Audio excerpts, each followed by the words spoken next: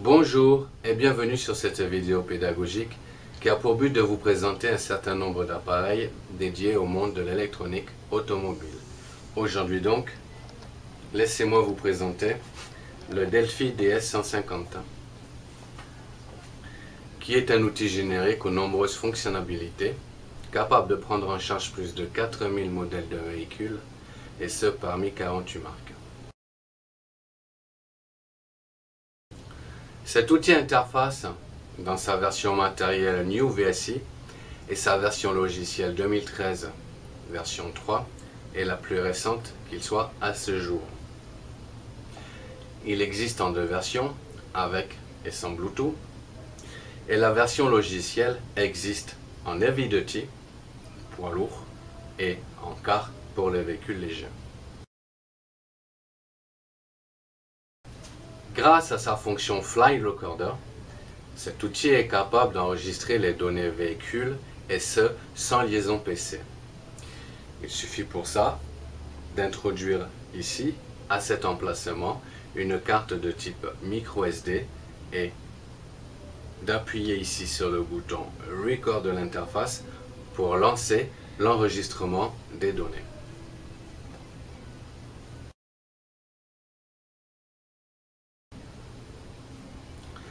Les fonctions principales de cet outil interface sont la lecture et l'effacement de tous les codes défauts de tous les modules électroniques embarqués à bord des véhicules, que ce soit en scan simple ou ISS, c'est-à-dire Intelligent System Scan.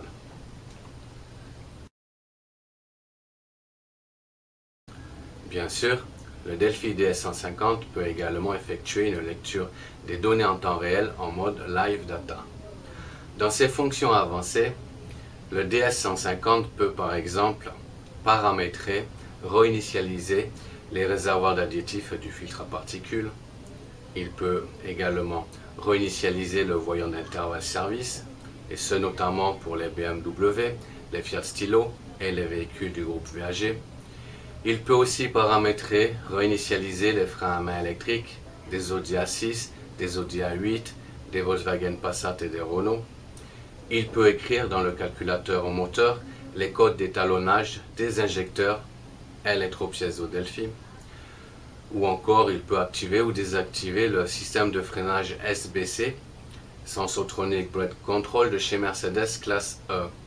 Enfin bref, cet outil est capable d'effectuer une panel d'opérations que l'on va voir maintenant plus en détail à travers une démonstration grandeur nature. Suivez-moi.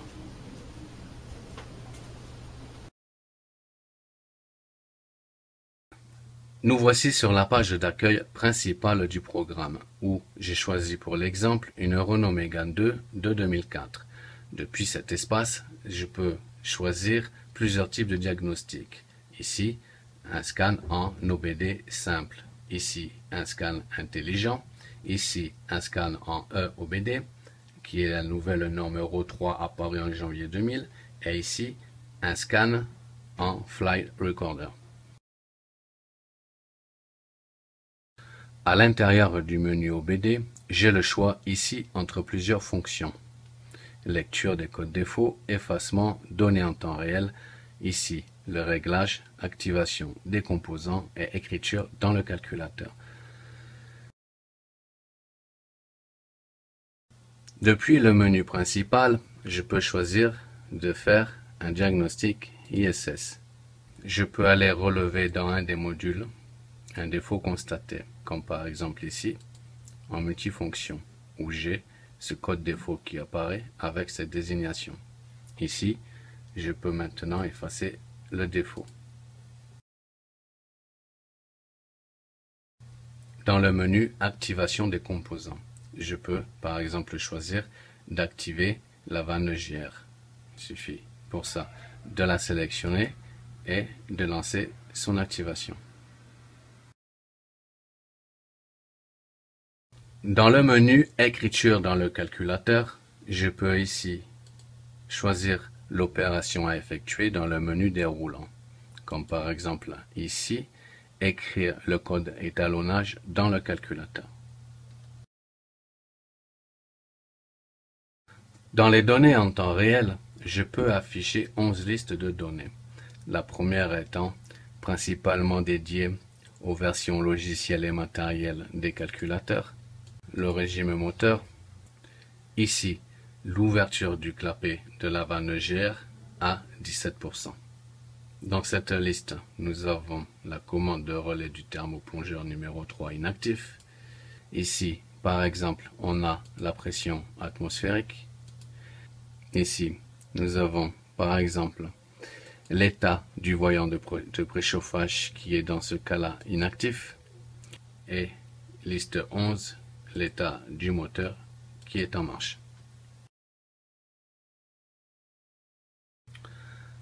Dans le menu Réglages, j'ai ici un menu déroulant où je peux choisir par exemple d'augmenter ou de diminuer le ralenti moteur.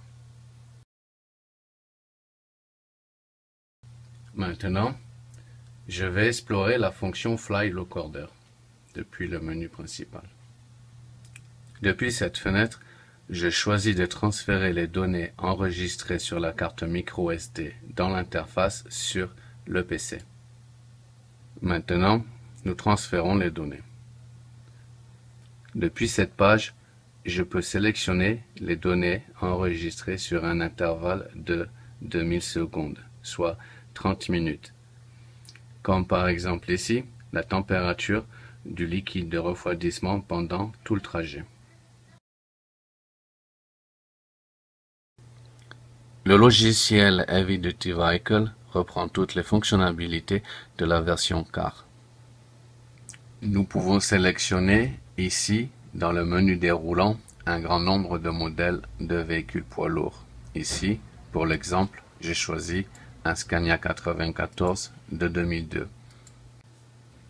Ici, dans tout système, nous pouvons sélectionner le module à diagnostiquer. Voilà, j'espère vous avoir quelque peu éclairé quant à l'utilisation du Delphi DS150, qui est de nos jours et sans aucun doute un outil plus qu'indispensable pour tous les mécaniciens. Sur ce, à bon entendeur, salut.